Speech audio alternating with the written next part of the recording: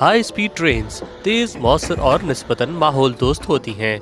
ये ट्रेनें दुनिया में हर जगह बहुत बड़ी तादाद में मौजूद हैं। आप फास्ट ट्रेन पेरिस, टोक्यो और मॉस्को से भी पकड़ सकते हैं। लेकिन दुनिया में सबसे बेहतरीन हाई स्पीड रेल का निज़ाम कहाँ है?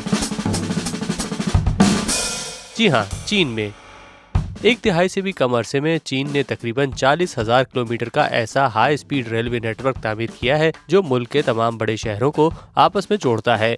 दुनिया भर की तेज रफ्तार ट्रेनों का 2/3 हिस्सा चीन में मौजूद है, जो कि जापान और यूरोपीय यूनियन से कहीं ज्यादा है। यूरोप में इस वक्त सिर्फ 11,000 किलोमीटर तक हाई स्पीड रेल का इस्तेमाल किया जाता है और अमेरिका को तो रहने ही दें, उनके पास तो एक भी नहीं। तो चीन ने ये कैसे किया? क्या दूसरे ममालिक भी इसके करीब आ सकते हैं? और महंगी छिपकलियों का इससे क्या ताल्लुक है?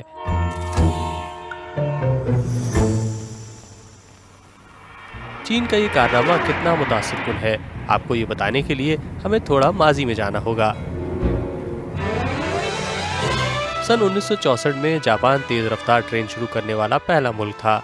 हाई स्पीड ट्रेन यानी कम से कम 200 किलोमीटर फी घंटा रफ्तार से चलने वाली ट्रेन, और उन दिनों शिनकानसेन बुलेट ट्रेन की रफ्तार 210 किलोमीटर फी घंटा हुआ करती थी। इसके मुकाबले में अमेरिका ने सन 1969 के दौरान न्यूयॉर्क और वाशिंगटन डीसी के दरमियान अपनी मेट्रो लाइन सर्विस का इफ्तिताह किया, और अगला मुल्क था फ्रांस। सन 1981 में उसने पेरिस से लियोन तक high speed train line service शुरू की, और फिर जर्मनी ने सन 1991 में इंटरसिटी एक्सप्रेस का आगाज किया।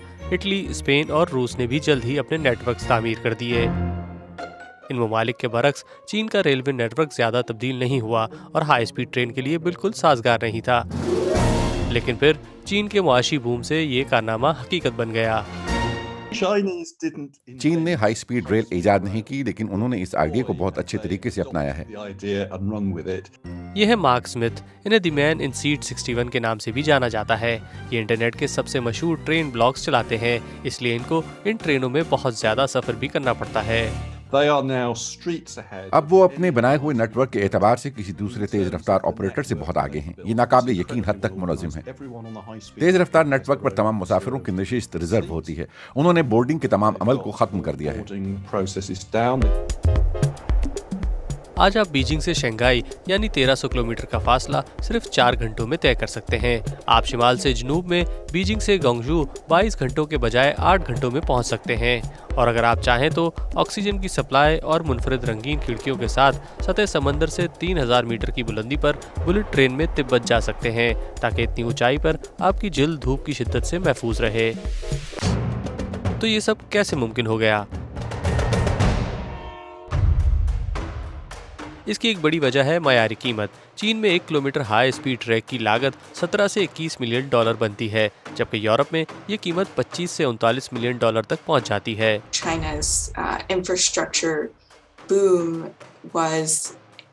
चीन का इंफ्रास्ट्रक्चर बूम सियासी अज़म का मामला था और अब भी है, लेकिन सस्ते मजदूरों को बड़ी तादाद में मुतहरिक करने की सलाहियत सस्ते मटेरियल से भी मुंसलिक है।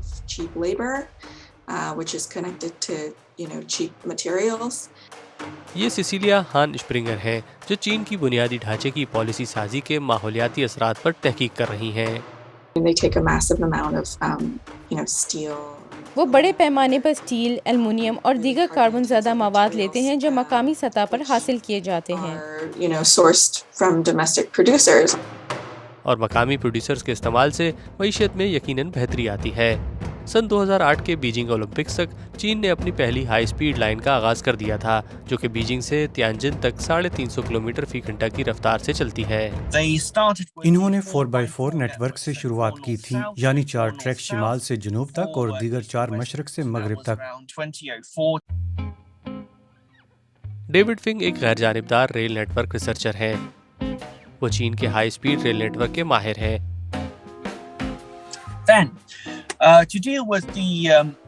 सन 2000 के अवाखिर में मालियाती बहरान से निमटने के लिए इन्होंने 4x4 नेटवर्क को बढ़ाना शुरू कर दिया, और फिर सन 2010 के वस्त में इन्हें एहसास हो गया कि ये काफ़ी नहीं है, हमें पूरे नेटवर्क को दुगना बनाना होगा। ये 8x8 होगा, ना कि 4x4। ये काम करने के लिए आपको रास्ते से बहुत सारे लोगों को हटाना होगा। चीन रिहायशियों को मुंतकिल करने के मामले में काफ़ी तेज़ और बेरहम रहा है। आप अगर मुंतकिल नहीं होना चाहते तो ठीक है, वो आपके इर्द गिर्द तामीराती काम शुरू कर देंगे।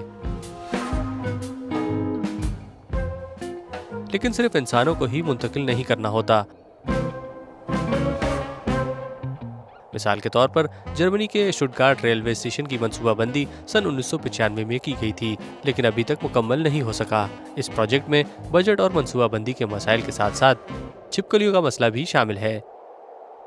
सन 2017 में ये मंसूबा उस वक्त मजीद ताखिर का शिकार हो गया जब जर्मन रेलवे ने 15 मिलियन यूरो की लागत से नापैद होती छिपकलियों को दूसरे मुकाम तक मुंतकिल करने का दावा किया। ये रकम 2 से 4 हजार यूरो फी छिपकली बनती है, लेकिन चीन में ऐसा हरगिज नहीं होगा। चीनी कानून बुनियादी तौर पर हुक्काम को लोगों से पूछने की इजाजत देता है।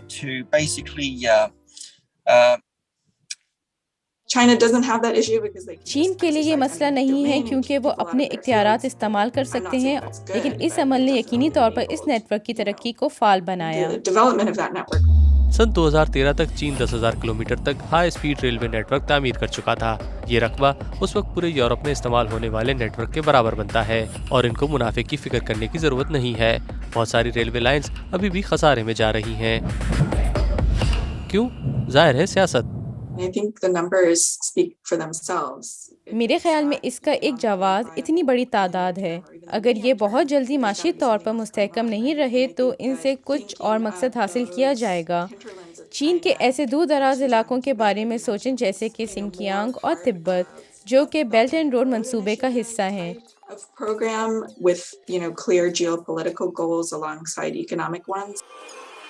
चीन की तेज़ रफ्तार कहानी इतनी कामयाब रही है कि कमर्शियल ट्रैवल के लिए भी ट्रेन इस्तेमाल की जाती हैं, जो कि सन 2060 तक मुल्क के कार्बन न्यूट्रल होने के हदफ के लिए बहुत अच्छी बात है। लेकिन इसमें एक और अंसर शामिल है, चीन में फ़िज़ाई सफ़र, जिसकी सहूलत इंतहाई नाक़िस है। चीन के हवाई अड्डों को वक्त की पाबंदी के लिए दुनिया में मुसलसल ख़राब रेटिंग दी जाती है। हवाई जहाज़ से मुझे 5 से 7 घंटों तक ताख़ीर का सामना करना पड़ता था। मैं बीजिंग सुबह 4 बजे पहुंचता था, हालांकि मुझे रात 10 बजे तक घर पहुंच जाना चाहिए। इस ताख़ीर की एक वजह मुल्क की फ़ौज है, जो कि चीन की तकरीबन 3/4 फ़िज़ाई हुदूद कंट्रोल करती है। इसका मतलब है कि कमर्शियल परवाज़ों को टेक ऑफ से कब्ल फ़ौज की इजाज़त का इंतज़ार करना होता है। जाहिर है ये किसके लिए मुनाफे बख्श है। रेलवे ने बुनियादी तौर पर एयरलाइन कंपनियों को पीछे छोड़ दिया है। मसलन मशरकी चीन से वस्ती चीन के दरमियान हाई स्पीड ट्रेन की आमद से पहले एयरलाइंस के लिए ये अहम रूट था। रेलवे ने इतने ज़्यादा ग्राहकों को अपनी जानिब मुतवज्जे किया कि बहुत सारी एयरलाइंस ने बड़े शहरों के दरमियान परवाज़ें तकरीबन मुनक़ते कर दी। चीन की जानिब से हाई स्पीड रेल की मंसूबाबंदी से उसके कार्बन फुटप्रिंट्स में भी वाज़ेह कमी होगी और दुनिया में सबसे ज़्यादा कार्बन डाइऑक्साइड गैस खारिज करने वाले मुल्क की तरफ से तहफ़्फ़ुज़ माहौल के लिए ये एक अहम इक़दाम होगा। लेकिन चीन की ट्रेन की कहानी अभी ख़त्म नहीं हुई। ये मुल्क सन 2035 तक अपने तेज़ रफ्तार नेटवर्क को दुगना करने का इरादा रखता है। वो इसे 70,000 किलोमीटर की तवील पटरियों तक ले जाएगा और अगर ये काफ़ी नहीं तो बीजिंग हुकूमत ने अपनी तेज़ तरीन ट्रेन मागे लेव यानी मैग्नेटिक लेविटेशन का ऐलान किया है। ये फास्टेस्ट ट्रेन 600 किलोमीटर फी घंटा की रफ्तार से चलेगी, जो कि दुनिया की सबसे तेज़ ज़मीनी सवारी होगी। तो क्या दीगर ममालिक भी यही सब कुछ कर सकते हैं? Well, no, not in my lifetime. Europe में आप हवाई जहाज को इल्ज़ाम दे सकते हैं। फ्लाइट्स बहुत सस्ती होती हैं। जब हम बर्लिन से एडिनबरा तक सिर्फ 2 घंटों में पहुंच सकते हैं तो 40 घंटे की ट्रेन क्यों लें? क्या आप इसके लिए तैयार हैं? सिर्फ 10 यूरो। यूरोप में पिछले चंद सालों से फ़िज़ाई सफ़र के रुझान में इजाफा हो रहा है। कोरोना वबा से ट्रैवल सनत बुरी तरह मुतासर हुई, लेकिन रेलवे को इतना नुकसान पहुंचा कि अब EU मुसाफिरों के लिए सस्ते टिकट्स की मुहिम चला रही है। लेकिन यूरोपीय ब्लॉक में एक बड़ा मसला काफ़ी वाज़ेह है। इसमें 27 ममालिक शामिल हैं। यूरोप का सबसे बड़ा मसला मुनक़सिम ममालिक हैं। मुख्तलिफ कंपनियां अपने फ़ायदे का सोचती हैं, ना कि वसी तर मनसूबाबंदी का। यूरोप की अपनी रेल एजेंसी है, लेकिन इसके पास मंसूबों को कंट्रोल करने या डेडलाइन नाफिज करने का कोई कानूनी इख्तियार नहीं। इस वजह से ट्रेनों की आमदोरफ्त के औकात और किरायों के हवाले से सरहद पार राब्ता मज़ीद गंभीर हो जाता है। सोचे कि आपने मैड्रिड से रोम तक का सफ़र हाई स्पीड ट्रेन में करना है। आपको 4 मुख्तलिफ ट्रेनें बदलनी होंगी, बार्सिलोना, पेरिस, टोरिनो और फिर रोम। یہ پورا سفر 49 گھنٹوں میں مکمل ہوگا اور آپ کو تمام ٹکٹس الگ الگ بک کرنا ہوں گے۔ شنگھائی سے چنگڈو کا فاصلہ بھی تقریباً میڈرڈ سے روم جتنا بنتا ہے، لیکن وہاں یہ سفر ایک ہائی سپیڈ ٹرین کے ذریعے صرف 11 گھنٹوں میں مکمل ہوگا اور صرف ایک کلک سے۔ بھارت کے بارے میں کیا خیال ہے؟ رقبے اور آبادی کے اعتبار سے یہ ملک چین کے تقریباً برابر ملک ہے۔ وہاں ریلوے کا ایک وسیع نیٹ ورک موجود ہے، لیکن ہائی سپیڈ ٹرین ایک بھی نہیں۔ ممبئی سے احمد آباد کو جوڑنے والی پہلی تیز رفتار ٹرین کا منصوبہ زمین کے حصول کے مسائل کی وجہ سے گزشتہ 5 سالوں سے تاخیر کا شکار ہے۔ اور امریکہ؟ امریکہ کے پاس ٹرینوں کا ایک شاندار نیٹ ورک موجود ہے، دنیا کی کچھ بہترین ٹرینیں۔ ان کے پاس وزٹر رومز، ڈیزائنر لاجز اور آبزرویشن لاجز والی ٹرینیں اس وقت تھیں جب سن 1930 کی دہائی میں لکڑیوں کے صوفوں کے ساتھ سٹیم ٹرینیں چلا کرتی تھیں، لیکن 60 کی دہائی میں امریکہ گاڑیوں کا ملک بن گیا اور انہوں نے یہ سب کچھ ضائع کر دیا۔ ان کے پاس ایمٹریک کے تحت ریلوے نیٹ ورک کا ڈھانچہ موجود ہے۔ تاہم حکومت یہ دعویٰ کرتی ہے ایم ٹریک کی تخلیق کے بعد ریلوے میں سب سے بڑی سرمایہ کاری۔